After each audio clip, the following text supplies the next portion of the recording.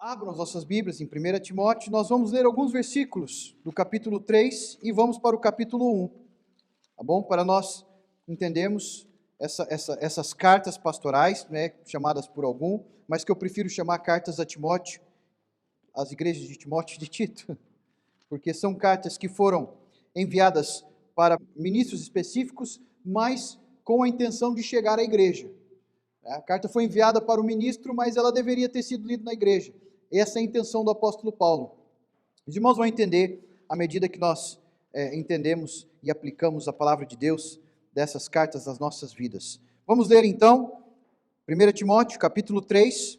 Eu lerei os versículos de 14 a 16, e depois nós vamos, à medida que a mensagem for avançando, nós vamos ler alguns outros versículos do contexto da carta. Leamos a palavra de Deus. 1 Timóteo 3, de 14 a 16. Escrevo-te estas coisas, esperando em ver-te em breve, para que, se eu tardar, fique ciente de como se deve proceder na casa de Deus, que é a igreja do Deus vivo, coluna e baluarte da verdade. Evidentemente, grande é o ministério da piedade. Aquele que foi manifestado na carne, foi justificado em espírito, contemplado por anjos, pregado entre os gentios, recebido na glória. Oremos. Santo Deus, eu peço que o Senhor venha falar aos nossos corações ao entendermos aquilo que acabamos de ler. Na última mensagem, ó Deus, nós pensamos no fundamento para tudo aquilo que estamos aprendendo. Hoje, ó Deus, nós queremos ouvir o propósito daquilo que estamos aprendendo. E peço, ó Deus, que esse propósito seja inculcado em nossos corações de maneira que venha nos dar não somente paz, tranquilidade, mas também desejo de agir. Abençoa a tua igreja nessa manhã, ó Deus. Abençoa este pregador, pecador, que precisa da tua graça para proferir qualquer verdade, toda a verdade, e somente ela, diante desta congregação. Eu peço a Deus em nome de Jesus. Amém. A sociedade vê as instituições que ao longo do tempo foram estabelecidas para o bem do ser humano. Mas principalmente esta, a igreja.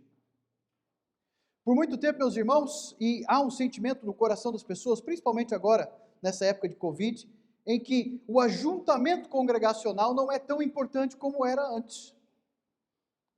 Há no coração das pessoas, e talvez no seu e no meu, uma certa displicência com a importância da igreja de Cristo, na sua vida espiritual, como que se nós pudéssemos relegar o crescimento espiritual da nossa vida e família fora dela.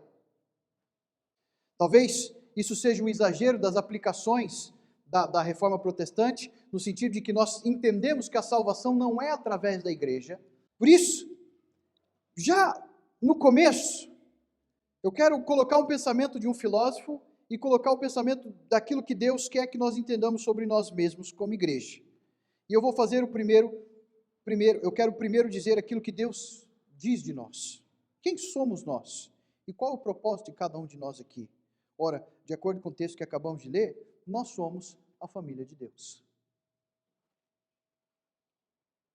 Nós, durante o culto, lembramos que Deus é o nosso Pai, Papai. Durante o culto, lembramos que Ele é santo, santo, santo. Durante o culto, lembramos que nós somos pecadores e que Ele é santo e que precisamos miseravelmente da sua graça. E todas essas verdades que vimos no culto, elas estão presentes nesta carta. Gostaria de vos lembrar que a igreja é o lugar onde a verdade é mantida, preservada e proclamada. Ou seja, a verdade é comunicada através desta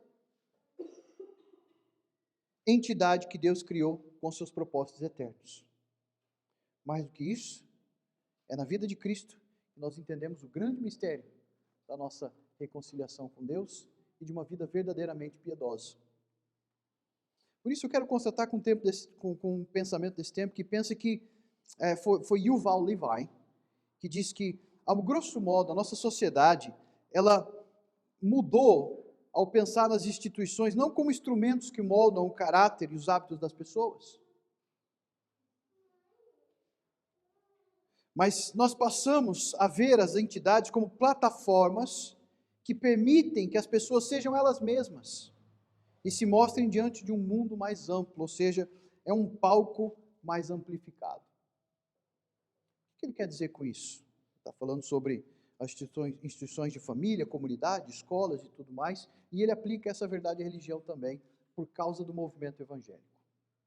As igrejas deixaram de ser o lugar onde as pessoas são formadas e tornou-se um lugar onde as pessoas fazem um show. É isso que ele está dizendo. As escolas deixaram de ser o lugar onde crianças são educadas e passaram a ser o lugar onde as crianças vão aflorar o que querem ser. Mas o nosso coração não o nosso coração não está preparado para decidir o que querer, porque nós somos contaminados com o pecado. Nós precisamos ser moldados. Mas o que nós estamos vendo, até mesmo em termos de igreja, é que não só a igreja tem que se amoldar às afeições do corações de pessoas decaídas e depravadas, como todos nós, mas a igreja tem que se moldar aos corações daqueles que pensam dessa forma. Em que sentido? Foi o Dr. Jeffrey Johnson que disse que ultimamente a igreja tem se amoldado para agradar os que estão de fora. E ao fazer isso, ela rouba dela o poder transformador do Evangelho. Nós não fomos chamados para agradar o mundo, para convencê-los a gostar de nós. Nós fomos chamados a proclamar uma mensagem que faz o mundo se arrepender do que é. Por isso, ao construirmos a nossa identidade como igreja, eu gostaria que essas palavras do Dr. Jeff Johnson ficassem em nossos corações, porque elas são bíblicas. Ele disse o seguinte: a igreja, olha só, Deus concedeu à igreja poder e autoridade. A igreja não é uma configuração fraca de pessoas se reunindo por iniciativa própria, elaborando suas regras e regulamentos à medida que eles avançam. Às vezes, como batistas, até dá a sensação de que a gente faz isso, porque a gente discute tudo o que faz. Mas nós não discutimos o que fazemos sem regras. A igreja é antes uma instituição divina, santa, que recebeu o poder de Deus, conduzida pelo Espírito Santo. A igreja local é um organismo vivo, que recebeu a autoridade e poder de Deus para executar e cumprir os seus propósitos.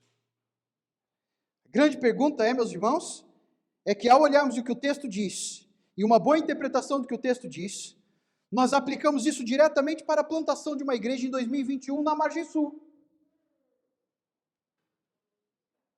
E entendemos o privilégio que Deus nos dá de, nesse momento da história, fracos e pecadores como somos, vasos usados por Deus, como instrumentos de Deus, num mundo tão necessitado dessas verdades que o próprio mundo nega. Se você me ouve a dizer isso várias vezes, é porque essa verdade realmente está encharcando a nossa comunidade, de maneira que não estamos aqui sem propósito. É por isso que o apóstolo Paulo faz o que ele faz nessa carta, é por isso que ele fala para a igreja de Éfeso que eles não estão ali sem propósito, que estas cartas não têm um propósito aleatório, muito pelo contrário, ele diz o seguinte: olha, eu vos escrevo estas coisas para que vocês saibam como proceder sendo família de Deus. Inerentemente, como seres humanos, nós não sabemos nos comportar como família de Deus. Esse é um processo milagroso do Evangelho nos nossos corações, passa por uma transformação na vida comunitária, pelo poder do Espírito Santo, para daí então nós começarmos a passos de bebê, praticarmos a vida cristã como ela deve ser, em comunidade, em santidade, verdade, arrependimento constante, por que não? Literalmente sim, não é? Confessamos os nossos pecados, nos arrependemos deles, tratamos eles, juntamos uma congregação em que essa sinceridade de que nós não somos uma igreja porque reunimos pessoas boas, é clara no dia a dia. De maneira que qualquer pessoa que se relaciona conosco vai entender que de maneira nenhuma nós proclamamos ser perfeitos. De maneira nenhuma proclamamos ser a melhor igreja que existe na região. De maneira nenhuma proclamamos nada nesse sentido, mas simplesmente proclamamos o seguinte: Cristo Jesus nos uniu. E Ele tem um propósito para a sua união entre nós. Esse propósito não é estático, esse propósito é de avanço, esse propósito é do reino de Deus, esse propósito passa pelas nossas vidas, pelas nossas imperfeições, esse propósito muda tudo. Por isso, o apóstolo Paulo diz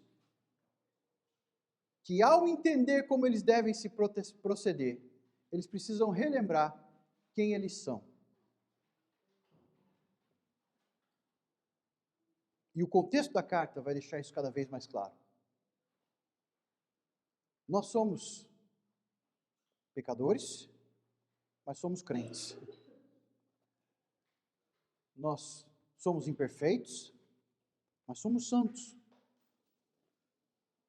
O apóstolo Paulo diz no versículo 16 que Cristo veio para salvar o pecador, dos quais ele é o maior, ele disse. Porém, ele é justificado. Nós somos chamados a viver numa estrutura que Deus chama de casa. Nós somos chamados a ser a assembleia, o ajuntamento do Deus vivo. Por isso, vamos caminhar um pouco no contexto para entendermos o que ele quer dizer com isso. Abre o capítulo 1, versículo 3 junto comigo. Eu vou ler de 1 a 3, tá bom? Capítulo 1, de 1 a 3. Eu vou voltar nesse texto, porque eu quero pregar cada palavra que está aqui. Elas são muito importantes, mas eu quero que os irmãos entendam o contexto e o propósito dessas mensagens. O apóstolo Paulo, o apóstolo de Jesus Cristo, pelo mandato de Deus, nosso Salvador, e de Cristo Jesus, nossa esperança. A Timóteo, o verdadeiro filho na fé, graça, misericórdia e paz da parte de Deus, Pai, e de Cristo Jesus, nosso Senhor. Olha o versículo 3. Quando eu estava de viagem rumo da Macedônia, te roguei para que permanecesses ainda em Éfeso, para admoestares a certas pessoas, a fim de que não ensinem outra doutrina, nem se ocupem com fábulas e genealogias sem fim, que antes promovem discussões do que o serviço de Deus na fé. Ora, o intuito da presente admoestação visa ao amor, que procede de coração puro e de consciência boa e de fé sem hipocrisia. Eu quero, no contexto, pensar e meditar um pouco sobre essas duas realidades que eu vou propor aos irmãos.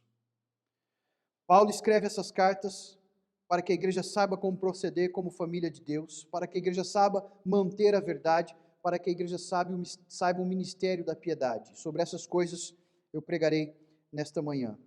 No entanto, meus irmãos, dentro dessas verdades, o apóstolo Paulo coloca duas coisas que nós vamos discutir o tempo todo ao pensarmos nessas cartas: doutrina e prática. Evangelho e amor. Boa doutrina e amor. Tanto é que ele fala logo no começo que a boa doutrina tem um propósito. A boa doutrina não é o lugar onde nós temos a melhor doutrina que se pode tirar da Bíblia, né? E sermos as pessoas cheias de teologia na cabeça, mas nada no coração. Muito pelo contrário. O propósito disso é o amor. O propósito é o amor. Sendo o propósito o amor, nós entendemos cada vez mais o que ele fala sobre família. A segunda coisa que eu quero dizer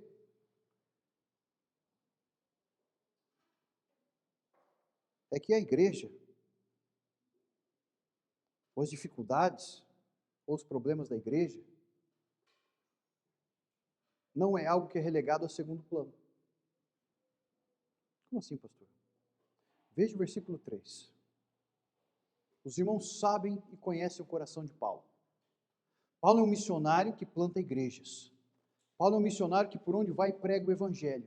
Paulo tem uma equipa missionária, junto com Timóteo, com Tito, com Silas, que tem esse propósito de levar o reino de Deus onde o evangelho ainda não é pregado. Isso é extremamente importante, isso é prioridade. Mas no momento que Paulo entende que a igreja de Éfeso precisava de ajuda, o que ele fez, irmãos? Ele rogou a Timóteo para que ficasse. Deixa eu colocar aqui algumas questões para vocês entenderem um pouco mais. Paulo não era um pastor pedindo para outro ajuda, ok? Paulo era um apóstolo de Cristo. O que ele falava tinha autoridade inspirada por Deus. Se ele fosse abusar da autoridade dele, ele podia virar para Timóteo e falar: Timóteo, vai para Éfeso, pronto, acabou. Sem discussão. O que Timóteo ia fazer sendo um bom filho, irmãos? Timóteo ia. Mas a igreja não é feita dessa forma. Até mesmo um apóstolo lida com as pessoas da maneira clara que a Escritura nos ensina, na base da coerência, do diálogo, da persuasão bíblica, em que as pessoas naturalmente vão se mover para fazer o que é necessário. E Paulo faz isso com Timóteo.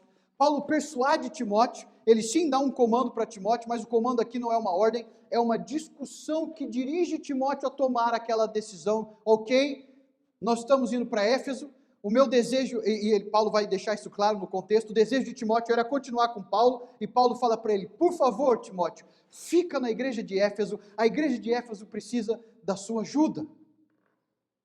E é nesse ensejo, meus irmãos, que a gente entende que, mais uma vez, a doutrina e o amor estão juntas. Se nós entendemos o que Deus tem para propósito da sua igreja, e tivermos uma visão clara do que Deus espera de nós, é muito mais evidente que as ações de amor também fluirão através dessas verdades. Ora, Paulo sabe que Cristo comprou a sua igreja com o seu próprio sangue. Ele já tinha dito isso para a igreja de Éfeso. Olha, pastores, a igreja de Cristo foi Deus que a comprou com o seu próprio sangue, com o próprio sangue do seu Filho Jesus Cristo. Paulo sabe de todas essas verdades, foi ele que plantou a igreja de Éfeso. Ele conhece os líderes da igreja de Éfeso e ele sabia exatamente que Éfeso precisava, e naquele momento, Éfeso precisava de um pastor, Timóteo, que não era perfeito, que talvez, se houvesse uma comissão de busca pastoral em Éfeso, não seria aceito porque era novo demais. Talvez aos olhos humanos não era a pessoa correta, mas é o Espírito que dirige a igreja, é o Espírito que dirige o apóstolo Paulo, é o Espírito que faz com que Timóteo fique naquela região e comece a trabalhar para que a igreja de Cristo fosse cada vez mais moldada, edificada e abençoada. E nós sabemos, meus irmãos, na história, quantas vezes a igreja de Éfeso precisou dessa chamada ao retorno das suas origens, pois lá em Apocalipse nós ouvimos que eles precisavam lembrar do primeiro amor. Não é diferente aqui. Paulo está dizendo para eles: tudo que eu estou ensinando para vocês é por causa do amor. Amor a quem? Em primeira instância, amor a Deus. Amor por quê? Porque vocês são família de Deus. Sendo família de Deus, sendo casa de Deus, é neste lugar onde Deus distribui a sua graça de maneira amorosa para com todos nós, e sendo assim também nós distribuímos graça e amor uns para com os outros. É na estrutura da família de Deus. Já disse isso no estudo e vou dizer mais uma vez: se você realmente quer abençoar a sua família, traga a sua família para este ambiente, pois Deus derrama da sua graça e do seu amor no meio do seio da sua igreja. Mais uma coisa que eu gostaria de dizer e perguntar aos nossos corações é se as nossas disposições são as mesmas. Foi um grande sacrifício que eles fizeram. Imagina, Timóteo era literalmente, como o texto fala aqui, eu vou falar mais sobre isso na outra mensagem, mas talvez essa é a minha intenção, mas eu posso dizer agora, olhando para o texto, eu me lembro que quando Paulo fala: olha, Timóteo é o meu verdadeiro filho da fé, ele não usa a expressão huios, ele não usa a expressão para falar de filho adulto. Ele usa uma palavra no grego que é para falar assim: você é meu filhinho, você é meu, você tem o meu ADN. O grande sacrifício deles era estarem vivendo tão juntos, e Paulo coloca a igreja como prioridade. Eles decidem se apartar. Imagina agora, meus irmãos, imagina, vamos colocar nesses termos. Imagina, meus irmãos, os nossos filhos crescem aqui, vamos dizer, os meus filhos crescem aqui, e eles servem na igreja, os nossos filhos servem juntos na igreja, e de repente a igreja está num momento abençoado, mas outra igreja precisa de ajuda, e nós fazemos o sacrifício de enviar um dos nossos filhos para ir lá cuidar da outra igreja. Era isso que Paulo estava fazendo. Era isso que Paulo estava fazendo. Ele abriu mão da comunhão de Timóteo, uma das pessoas mais íntimas do seu ciclo, para ficar em Éfeso e fazer a obra de Deus. Se nós somos famílias de Deus, e como eu já disse na outra mensagem, vamos viver fazendo práticas de amor e sacrifício, todas essas prioridades devem ser intrínsecas ao nosso pensamento de como nós vamos formar a nossa comunidade. Nós não vamos formar a nossa comunidade para nós mesmos. Nós vamos formar a nossa comunidade primeiro para a glória de Deus e em segundo lugar para o benefício daqueles que estão ao nosso redor. Por isso nós somos família de Deus. Qual é a sua relação com a família de Deus? É uma relação distante? Qual a sua relação com a família de Deus? É uma relação subserviente? No sentido de que eu sirvo para ter algo em troca? Qual a sua relação? No seu coração, essas relações familiares estão realmente assentadas? Ou elas são apenas palavras do texto? Ou elas são vivas no teu coração? Essas pessoas que estão aqui, elas são mesmo a tua família? Essas pessoas que nós amamos, não estou dizendo que a gente tem que viver um na casa do outro, não é isso que eu estou dizendo, mas há realmente um compromisso que transparece a maneira como Deus olha para os nossos corações e a maneira como Deus define na eternidade como a igreja deve ser família de Deus. Quem aqui já teve aquela impressão de olhar para a sua própria família e pensar, minha família é perfeita? Eu não sofro muito disso. Alguém sofre disso, né? Minha família é perfeita, Deus é tão bom comigo, só me deu, né? Deu 3 PhD em prática teológica lá em casa. Não, pelo contrário. Mas muitas vezes criamos a ilusão e olhamos dessa forma para a igreja, de que a igreja tem que ser a igreja perfeita. Não. A igreja tem que ser uma família em busca de perfeição de Cristo. Essa família tem coisas a serem feitas. Tem EBD para ser transformada, tem acampamentos para serem realizados, tem famílias que precisam de carinho e apoio no momento de dificuldade, ou no momento de alegria também precisa estar lá alguém para compartilhar. Nós somos uma família, irmãos.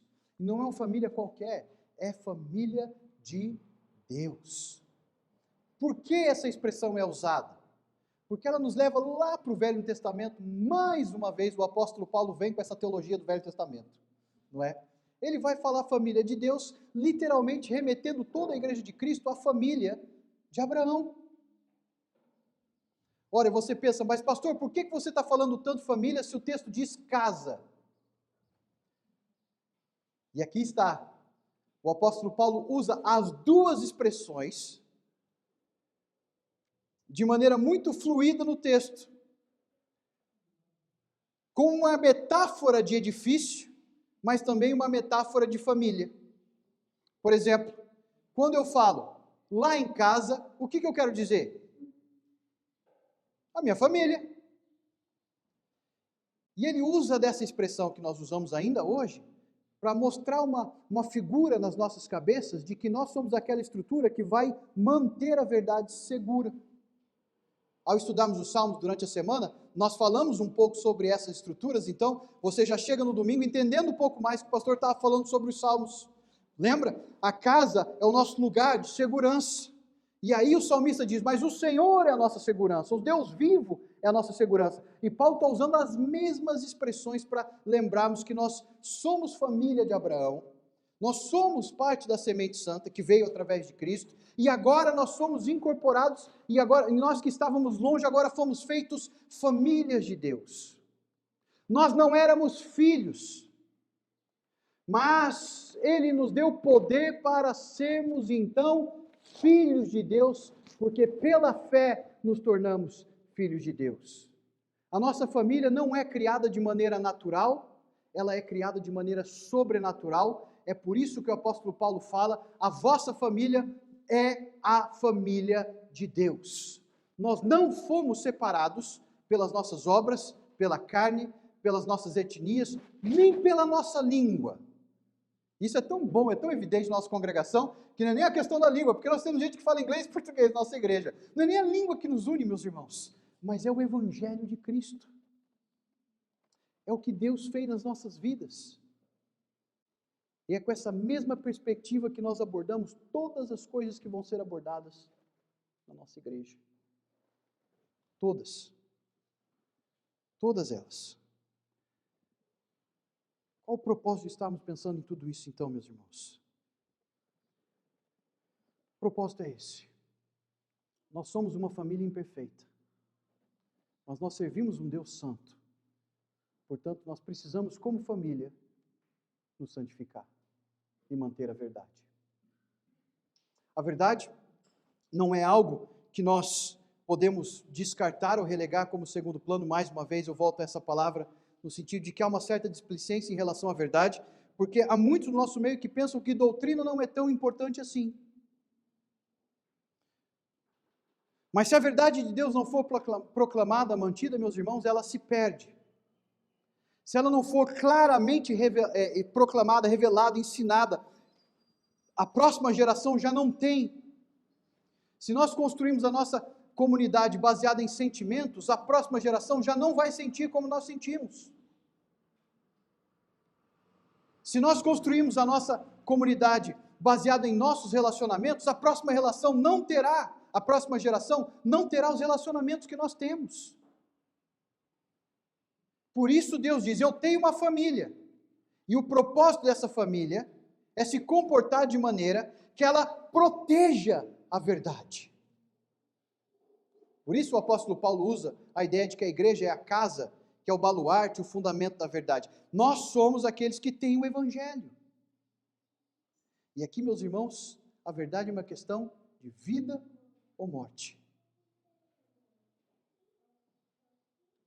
Porque Jesus Cristo veio para salvar pecadores. Versículo 16 do capítulo 1.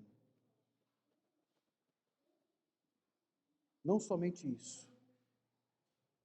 Agora nós somos chamados a proclamar essa verdade e a defender essa verdade. Por isso ela é uma questão de vida ou morte. Deixe-me ilustrar isso para os irmãos. Algumas semanas atrás, eu estava ouvindo relatos e testemunhos de judeus judeus húngaros, que no final da Segunda Guerra começaram a receber várias famílias de judeus da Polônia, que conseguiram, pela misericórdia de Deus, fugir, os irmãos vão entender, mas conseguiram por um pouco de tempo fugir para a Hungria. E quando eles atravessaram para a Hungria, os judeus da Hungria começaram a receber os judeus da Polônia com uma certa desconfiança. Porque as histórias que os poloneses estavam contando eram absurdas demais para se acreditarem, que crianças estavam sendo despedaçadas, que pessoas estavam passando por testes, que as pessoas estavam que iam e não voltavam mais, e aquilo era tão absurdo na cabeça de uma sociedade europeia na década de 40, que parecia ser civilizada e muito bem educada, era absurdo demais para as pessoas acreditarem. E essa senhora, que hoje é uma senhora, mas na época era uma jovenzinha, ela disse que ela não acreditava no que eles diziam, porque a vida deles era tão boa. E enquanto uns diziam, olha, tem uma guerra acontecendo, ela diz, nós celebrávamos festas, íamos para as piscinas, nós vivíamos como se o mundo não estivesse passando pelo que passava, acreditamos nas nossas próprias mentiras. E ela diz, mas a mentira que nós criamos para nós mesmos nos custou. Porque quando ela acordou, ela já estava dentro de um comboio, com o pai dela olhando para a fresta da madeira que fechava a porta do comboio, e disse, nós passamos o rio, já atravessamos para a Polônia. Imediatamente ela lembra das histórias que ouviu, olha para o irmãozinho, agarra ele, e ela pensa, é verdade. É verdade. A verdade é uma questão de vida ou morte. Se nós não vivemos por ela e mantemos ela, nós vivemos na ilusão de que as coisas estão bem, quando não estão. E é justamente isso que Deus quer e espera de cada um de nós como igreja. quando as pessoas entrarem por aquelas portas, quando as pessoas conviverem conosco, elas têm que ser constatadas constantemente com a verdade. A verdade é que vai salvar as pessoas. A verdade é que vai determinar quem é quem. Mas não uma verdade arrogante, como se nós fôssemos os donos da verdade. Não, a verdade que coloca-nos no nosso lugar. Nós somos pecadores, nós somos imperfeitos, mas é a verdade que proclama um Deus que olha para pessoas como nós e usa-nos para fazer essa grande maravilha que Deus tem no mundo todo, que é através da verdade salvar almas, santificar almas, tirar as pessoas da mentira, trazer elas da solidão para dentro da família e fazer algo maravilhoso na vida do ser humano, levar ele de volta para Deus. Meus irmãos, o que nós podemos sonhar e clamar e orar a Deus para que seja a nossa comunidade? Isto, uma família de Deus, que mantém a verdade, que recebe pessoas, que inclui as pessoas, que ama as pessoas, mas que faz isso na base da verdade, para que ninguém se engane nesta caminhada da vida. O que nós podemos ser como igreja? Uma comunidade de gente sincera, que ajuda na dificuldade, que olha com alegria quando alguém tem vitória, uma comunidade que realmente reflete a glória de Deus, sem julgamentos escusos, sem olhares julgadores baseados nas aparências ou na legalidade das coisas, mas pura e simplesmente na dependência da graça de Deus, olhando uns para os outros como Cristo nos olha, pecadores perdoados, justificados, incluídos na família de Deus. Quando nós olharmos uns para os outros como igreja de Cristo, nós vamos enxergar assim, filhos e filhas de Deus, com todas as imperfeições, mas filhos e filhas de Deus.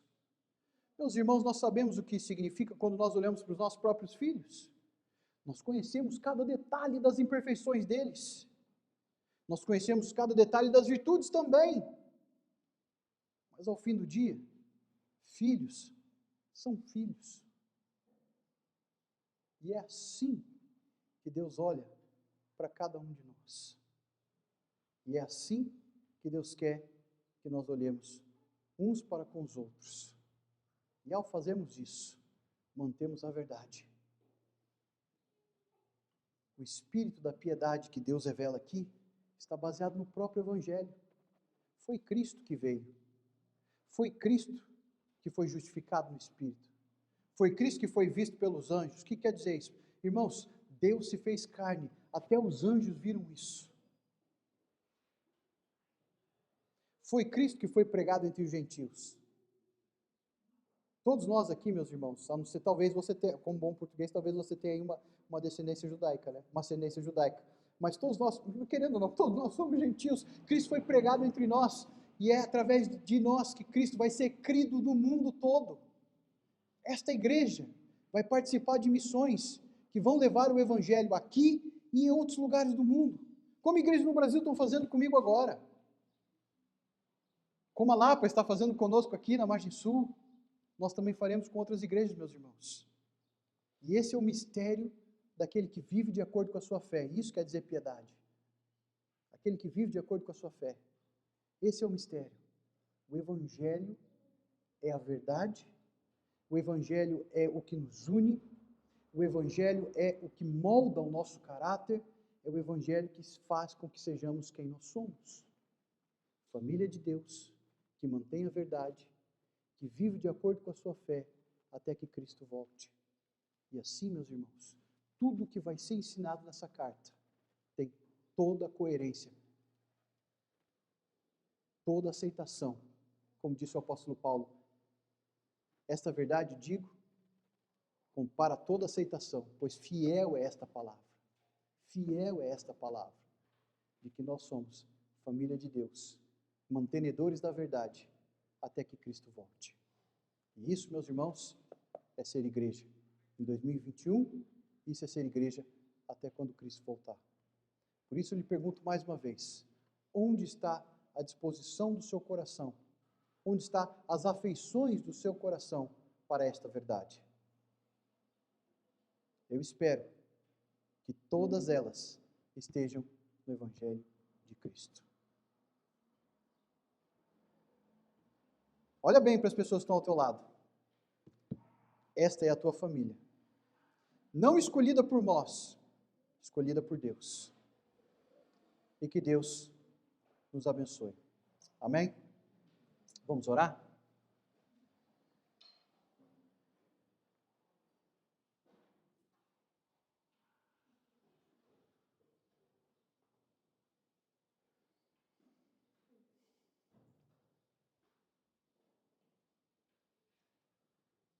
Hoje, ó Deus, desde o começo do culto, nós lembramos que o Senhor é santo e nós somos pecadores. Mesmo assim, ó Deus, o Senhor se fez Pai através do Filho, aplicada então a salvação pelo Espírito para cada um de nós. Sendo assim, ó Deus, nós nos tornamos família de Deus. Sendo assim, ó Deus, nos tornamos mantenedores da verdade, pois é uma questão de vida ou morte. Sendo assim, ó Deus, queremos proceder de acordo com a Tua palavra, como aqueles que honram o fato de que são família de Deus. Sendo assim, ó Deus, reconhecemos que como a igreja de Éfeso, precisamos de ajuda, somos imperfeitos, há coisas que devemos fazer, há coisas que devemos tratar, mas somos a igreja de Cristo. E juntos, nós queremos glorificar aquele que nos chamou para ser da família de Deus. Juntos, nós queremos viver e proceder para glorificar aquele que nos entregou a verdade. Juntos, ó Deus, nós queremos esperar a volta de Cristo. Nós oramos a Deus, para que o amor de Deus Pai, a graça redentora do Senhor Jesus Cristo e a consolação do Teu Santo Espírito seja com todo o Teu povo, hoje e para todo sempre.